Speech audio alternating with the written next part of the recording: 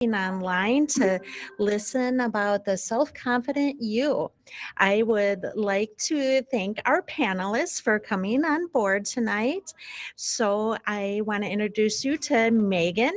Megan is the mental health coordinator with CCA, and she will be sharing about setting self-confident goals. Caitlin is here with us tonight, who is a social worker from the Elkhorn Area High School, and she will be sharing how reviewing past achievements can build self confidence. And then we have Kim Olson, who's a therapist from Walworth County Health and Human Services here in Walworth County, and she will be sharing about building self confident habits.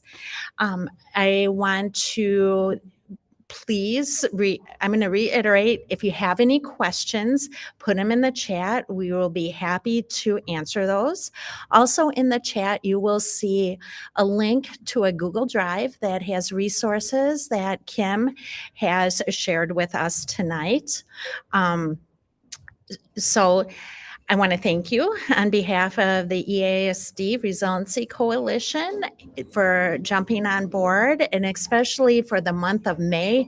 May is Mental Health Month. So what way to reiterate how to keep our mental health in check and healthy by our own self-confidence. So let's start by having Megan start us off. Thank you very much. Megan, you should be set. All right. Hi, everyone. I'm Megan Casper. Can I make this a little interactive? Of course. Okay. Of course, we want that. So when we talk about self-confidence, what comes to mind for anyone? Does anyone mind sharing? What is that? What does that mean, self-confidence? Being true to yourself. Being true to yourself? Being brave. Being brave? Absolutely. Sharing yourself. Just standing with your head up high. Mm-hmm. You're looking eye to eye. Yeah. Face to face. So some of that nonverbal body language too helps with that. Anyone online? Mary Ellen said, feel good about abilities. Mm-hmm. Anyone else? Yeah, absolutely. It's about having assurance in yourself and your judgment that you're making, and just being able to believe in yourself. And absolutely your abilities that you have and that you learn throughout the course of life. And so when we talk about goal setting with building self-confidence, it's really based on the spectrum too, because it's really about identifying your own areas of growth and your own identified areas of desired change and what you want to get out of it. And ironically enough for me, it's public speaking. So it's putting yourself in situations that maybe are uncomfortable for you, or that are scary, or is a change for you, and really being able to kind of push yourself to that level too. Because if we don't do that, it's really hard for us to be able to learn and grow from our experiences too. And it's a really vulnerable thing, being able to do something that you're scared of, or, that just makes you uncomfortable. So I appreciate you guys letting me be vulnerable and letting me come here and talk about self-confidence, because, there are a ton of areas where you feel more confident in. And, if you're proficient in something, or if you're working on, something, how can you build on that and become a master at it, be an expert on it, and be more confident in that area? And so when we talk about goal setting, it absolutely is everything from, the personal appearance that you have, because, have you ever heard the phrase, you look good, you feel good? So I think that is really true. And it starts from, the outside in too, and the inside out as well. And it's taking care of your body. Because all of that kind of helps send that message to your inner self as well, that, I feel confident, and then you can portray that on the outside too. And don't you think too, I think, oh, sorry. That's always the hard part, remembering to unmute. Sorry, I forgot. Yeah, we're online too. And I think kind of going along with what you said, we all have different experiences, right? And so that helps kind of shape who we are too, and affects our confidence and self-esteem and growth and all of those types of things too. So like you said, it's kind of that spectrum, and that's why it's so important to put ourselves in those situations that are really scary, because we all have probably been knocked down at times, and so it helps to keep that growth going. Mm-hmm.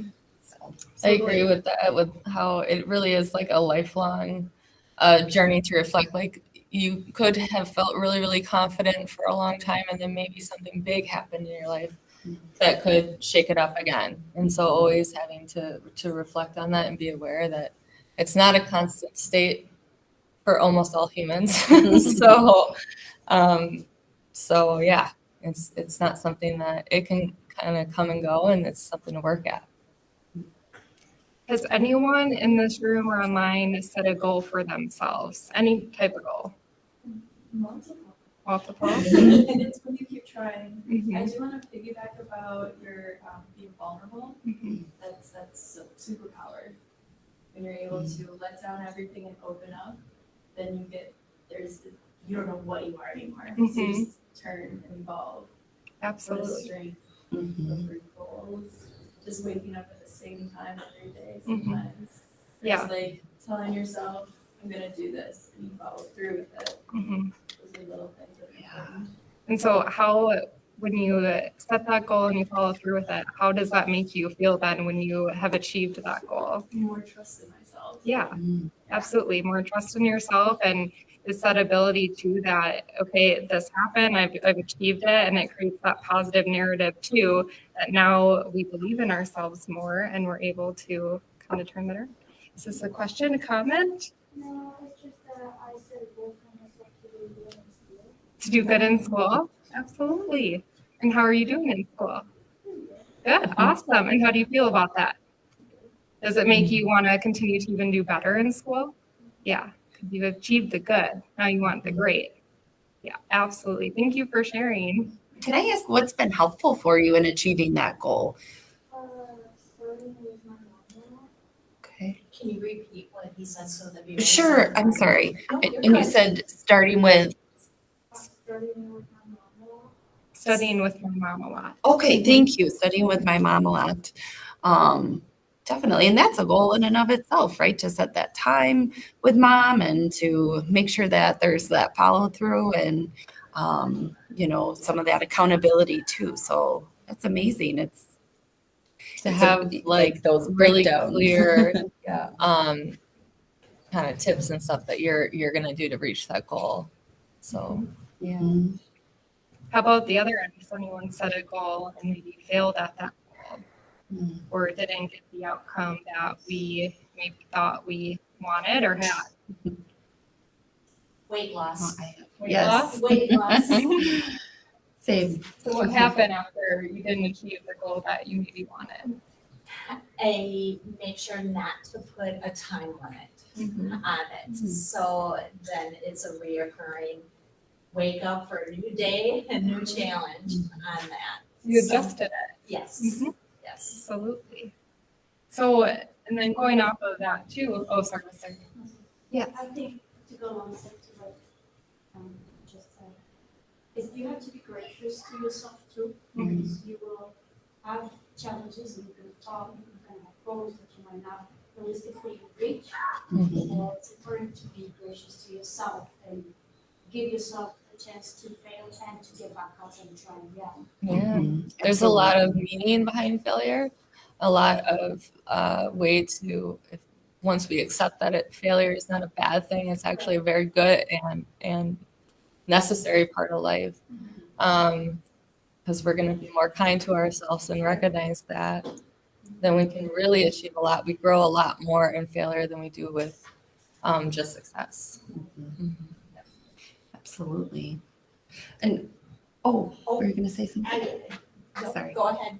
Oh, I was kind of segue a little bit into like looking back at past achievements too, I think goes hand in hand with kind of what we're talking about with goal setting. for me personally, like having a list or something like in a journal that I have, it's really helpful to write the goals in there and kind of like the strengths and values and things that align with those, but then being able to go back and see like, okay, wow, I actually, I did achieve that goal, even though maybe I didn't do it the way I thought I would, or it took a lot longer than I thought I would. Actually looking back a year or 2 years can be really powerful too. So that's something that I would definitely recommend if anyone hasn't tried that. For me, that's been really powerful. So We did have an online viewer say a goal that she was trying to get better at Spanish now that her grandchildren are learning it. So that companion of having somebody else share that self-confidence goal with you can have the initiative to do better. That accountability too, I think. Yes. Right.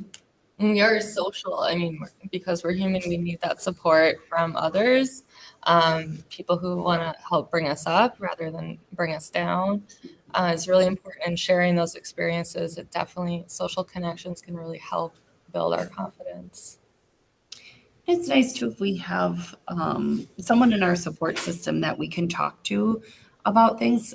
Sometimes they'll point out like, hey, actually you did do all of these things that we maybe discredit or don't acknowledge. And then it's like, oh, yeah, I guess you're right. So it's not only, encouraging or motivating to keep going, but I think I know at least for me, like I don't give myself credit. A lot of times it's really easy to be our own worst critic. And so to have someone else acknowledge that can be really helpful too. So making sure, kind of getting that feedback from supports can be helpful too.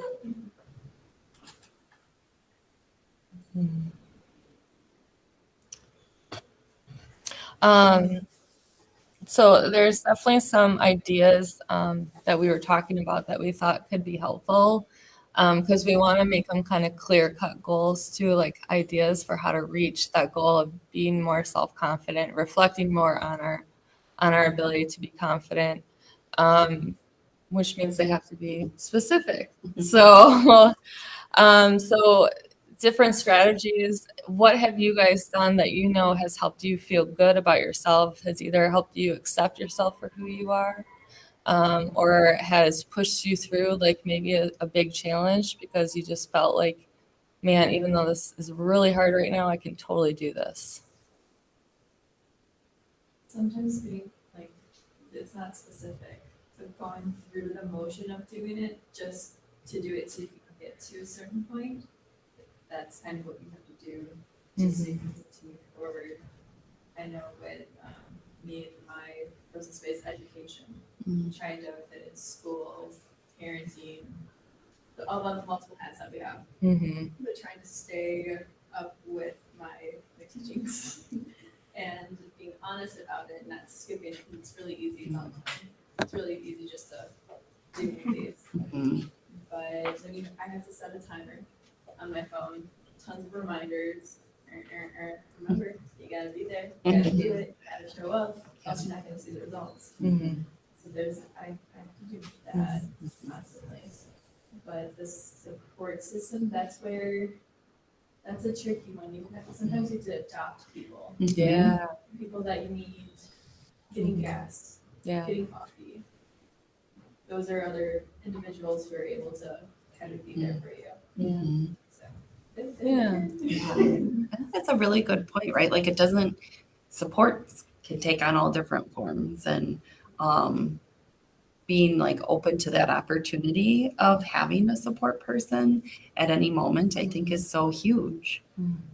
Absolutely. Sometimes I noted that helped me like in my own life is like definitely like starting a new hobby, doing something that's a little outside of my norm, out of my comfort zone that I can kind of dive into and learn about that I also am gonna enjoy. Like gardening, for example. But also like you can find other people that might be also interested in that and kind of going on that journey together, or it can be something just for yourself. But definitely too, like we talk about how building self-confident habits, like doing that daily, which feels like it could take a lot of time, but really it's about setting 5 minutes of your time every day to kind of dedicate to checking in with yourself, and practicing new skills that could help challenge what I like to call the inner critic. You know, so we all have like an inner critic, and one exercise I like to talk with some of the people I work with is labeling the inner critic as like what it is, and I like to call it like the imposter. So when I have my own inner critic kind of coming out, that negative self-talk that will undoubtedly come and happen, I can separate myself from it and recognize that no, it's just the imposter telling me that I did a terrible job today. So, Kim, if you look online, so we have somebody online, Mary Ellen. She actually calls herself dear when she feels her inner critic starts going. And instead of something negative, when she doesn't accomplish that, what I should, I can give myself some grace. So yeah, those word choices Word do a choices. lot for us, I believe, for myself, on building that self-esteem and that confidence. another tool is self-compassion. Kristen Neff is a big person that supports this, and you were talking about that earlier. So, and one of the skills we can use is, you know, take note of how you're talking to yourself. Would you tell your best friend this, or would you say something different and tell yourself what you would say to your best friend? So, yeah. I do know there's a tool that I practiced from Louise Hay. Have you guys heard about her? But it's when you're getting these negative chattering monkeys, I call them. 5, 4, 3, 2, 1. Shift, just shift. You just gotta do it. Also, standing in front of a mirror, going, "Hey, how's it going?" Giving a high five, touching it. You know, you're attacking hormones, and smiling. You're kind of rewiring your brain instead of being negative and hard on yourself. You're beautiful. Thank you. Thank you for showing up today. And if you're able to do that for like 5 minutes or 5 seconds every day, Your brain's gonna flourish. We're so hard. That's in our society. Absolutely. yeah. I think kind of going along with what you said too, that like commitment to yourself, right? Of like, okay, I'm going to think about how many other things I commit to that don't necessarily put me first or support my mental health or my mental wellness. But I still do those other things. You know, why can't I commit that 5 minutes or that 5 seconds every day? You know, it's really can be that simple, at least as a starting point. It's a great to get started. Or just by even thinking about it, thinking about doing it, even shifting it. Absolutely. Right. Like it doesn't have to be this huge grand thing. It's a starting point. You know? Less is more. Yeah. Exactly. You know. One thing I did attach to is helpful apps. You know, we kind of designed this when COVID hit at work to kind of remind people too. There's a lot of free stuff. Sometimes you got to pay, so you really got to pay attention when they ask you to pay more money. But they have a lot of free stuff attached to it too. YouTube, all that kind of stuff. Guided imagery or meditations, which again, spending like 3 to 5 minutes a day just listening to it. Calm, Headspace, Happify, all those have that kind of built in with loving yourself more, self-confidence, things like that. Practicing self-compassion, gratitude, all those things can really help you feel better about yourself. I also talk about just remembering that experiencing things. So the pay it forward kind of idea that I haven't heard from in a while, but that idea of helping others really actually helps build our self-confidence too. I know when I worked at McDonald's, I would go through the drive-thru a lot, and I always keep my credit card in the back of my hand. And like, if some person's like off by 50 cents, I'll just swipe my card, pay for the entire meal, and I won't tell them. I'll be like, "Oh yeah, the person paid it forward," and just let them go. And sometimes some of the customers will get mad and try to hand me the money still, and I just say no, not close the door. So. How did it make you feel? It makes me feel good because they get kind of mad, but they enjoy it, and it always puts a smile on their face because they get to save like a few extra bucks for something that they might want in the future, and they don't realize that until it's there, and they're like, "Oh, that's pretty nice." So. And it may not be because they saved a few extra bucks. It's like, wow, someone thought of me today. Yeah. It's a kind gesture. Right.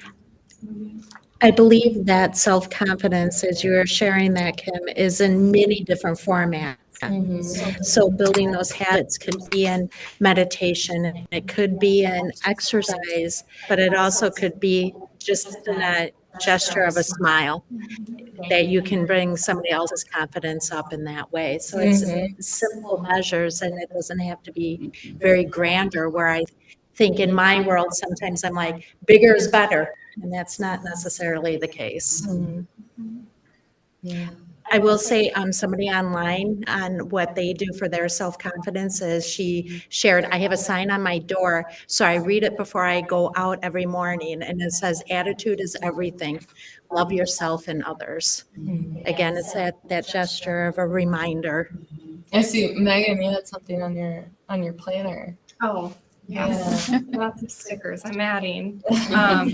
But yeah, putting your mental health first. But the biggest one is don't overthink it. Because I overthink all the time. Like I came prepared with like multiple note cards, guys. That's how I operate. But it's my ability to feel more confident about something I'm more uncomfortable with. So absolutely. And Sarah, I love that you shared that too, because I don't know where I heard it, but I love the phrase, your attitude determines your altitude. Words. And just knowing that, you do have that choice in your attitude as well, and the environment around you. And if your attitude is there too, you're gonna feel a lot better about yourself, and you're gonna be able to reach more things, feel more motivated, be able to, work with your stress more, and just have better overall health and well-being. So I love that phrase too. I think it's important to also be proactive about it and be intentional about it, and not just always just wait for others to come to you, but try to go out there and find that accountability partner or that support system. Otherwise, just sit back and wait for it to happen. And I have all the people going to be behind that, that I'm going to do this, but we wait for it to pass and nothing happens. Yeah. So I think it's, as much as it is difficult to ourselves, Yes. we need to get out of the bowl per se and step out and happen what happens. But I'm gonna try it, be intentional about it.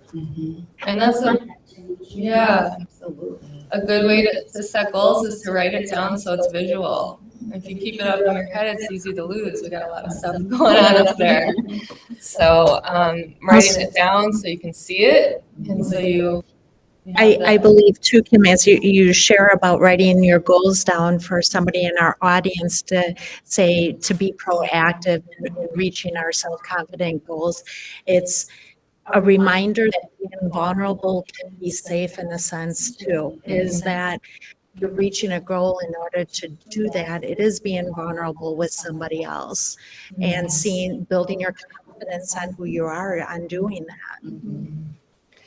I think so often that fear of being vulnerable is what holds us back.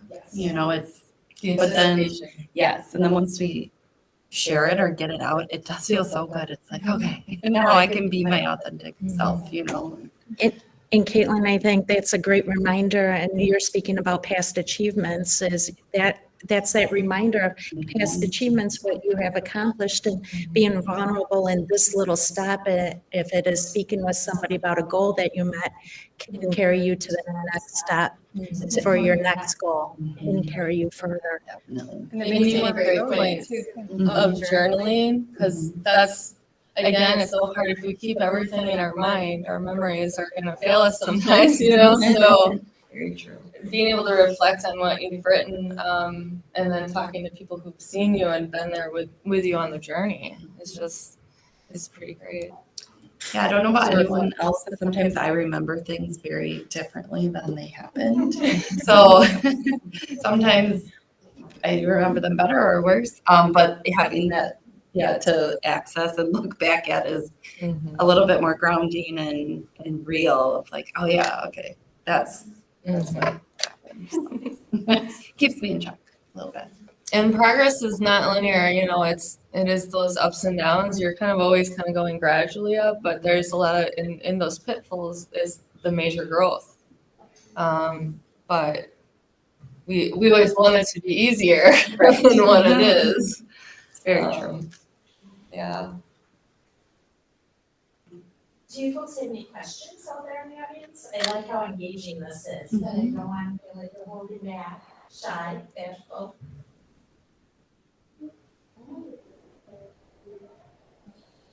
Can you speak up? I'm sorry. I have a journal, but I use it for comments. Yeah. I wonder if your comics that you draw also kind of identify your achievements. You know what I mean? Sometimes when people draw in these comics, it's a really good outlet for also journaling and picture. Mostly about, like, superheroes and, like, That's awesome. I'm working on that right now. I feel like, like when we're drawing or being creative, like it's accessing those other parts of our brain too, rather than, just thinking or talking, it gets Yeah. those other things If out. you're not a journaler, like totally okay. I'm not one myself, but it's like finding something to help you. We know drawing definitely can access your memory as well as like listening to music and things like that. So something that'll just help you remember and reflect. Maybe for creating goals, if we are writing it down, and if there's so much that's going on inside, how do you organize it? Is that where like a brain dump would come? You just brain dump, get everything out, and then that's it. Mm-hmm. And then how do you structure it? There's so many ways of doing things, and it can be so much different between person to person. But do you ladies have like something that you follow? Like, this is the goal, these are the steps to get to the goal. Do you guys do something like that? Or is there another way? Well, yeah, I mean, school definitely trained us how to make like treatment goals, which means they follow a very specific, they're called SMART goals. I mean, typically is what we use, but applying them for yourself, it would very much be like they're measurable. There's definitely a time to reflect on progress, but you're also making very clear ones. And then you get to scratch them off when you're done and it feels so good. So For me, I have to make each day, like my planner can be crazy, but each day I will kind of write down like, okay, this is who I'm meeting with today or whatever, and little check boxes, and I like to check them off. Even if it's like not anything huge, but then I keep my whole week in that week of the planner, and then I go to, like with loose leaf paper. So like for me, that's super helpful, but I just started doing that. Like it took me a long time to get a system down. So, and some of your techniques helped me come up with that. Right, which ones? Like I don't know, well, your planner, I guess. We're very into office supplies. Yes.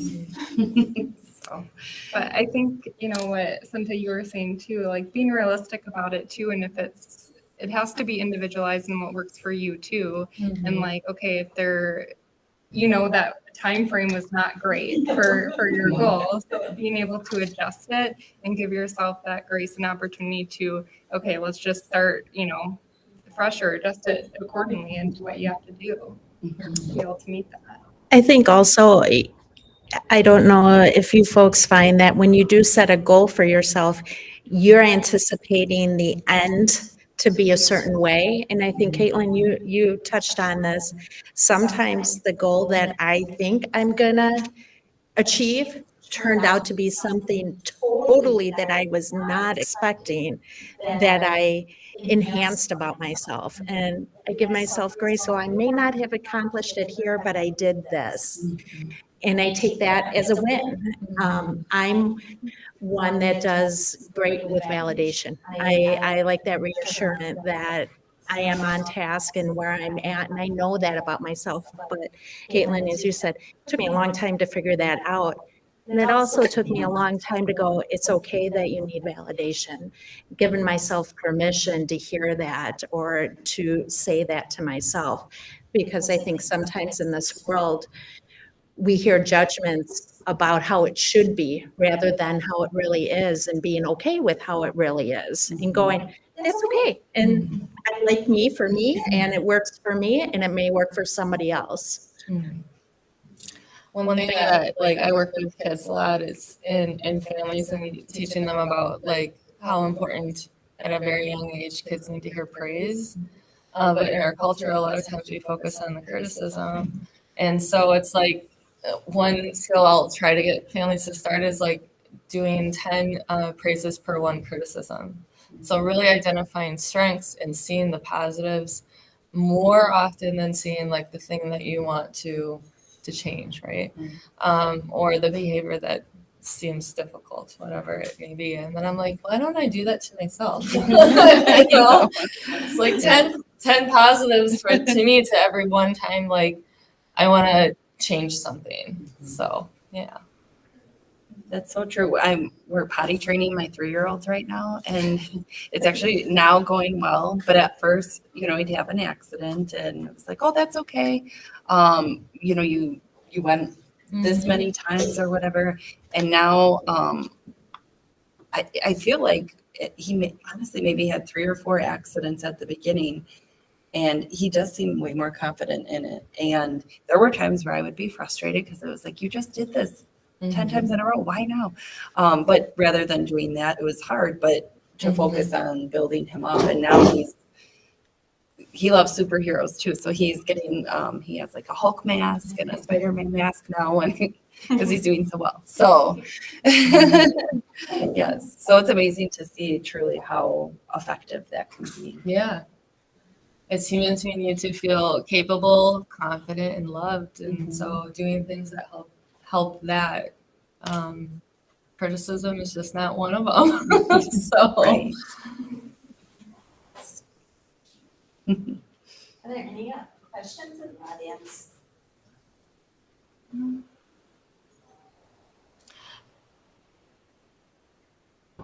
I got one more thing to talk about, though, for sure. I wanted to touch on social media. Okay. Yes. I'm glad you thought that. Yes. So social media can be such an amazing way for people to connect and find like their tribe, right? Find that social support if they're not able to find it local or find it in their families or friends. Sorry, I got distracted. There's a large sign. So it's a huge benefit for people to start gaining that self-confidence, right? As well, and those social connections. But at the same time, we know that there's also a lot filtered our way. And we knew this even before social media and technology came out, is that culturally in society, we got a lot of stuff coming at us that can expose us to harm. So some questions to ask when you guys are on a certain platform is, does this platform make me question who I am? Am I starting to compare myself to other people? And when I do that, is my inner critic getting really, really loud when I do that? And if so, that's not the platform or the place to be on social media.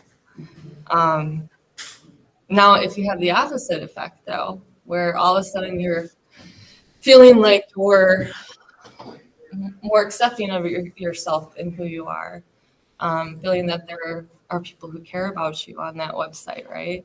then that can definitely help build the confidence. So, but a really important question to ask when you're on it, because we want to filter out the stuff that already makes it hard. Yeah. So, Something Senta said made me think of that too, with social media, of like what we should be doing or whatever.